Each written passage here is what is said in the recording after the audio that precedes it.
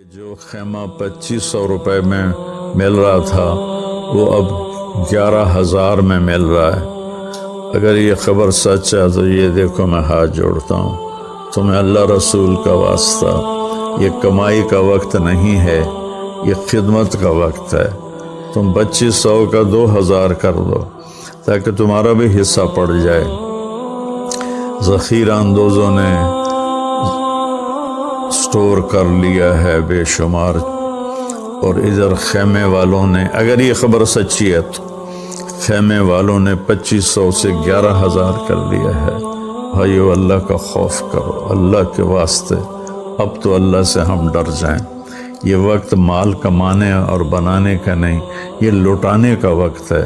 اللہ آپ کی نسلوں کو پالے گا۔ تو میری آپ سب سے درخواست ہے کہ ہم ایک ٹیم بن کر سارے اختلاف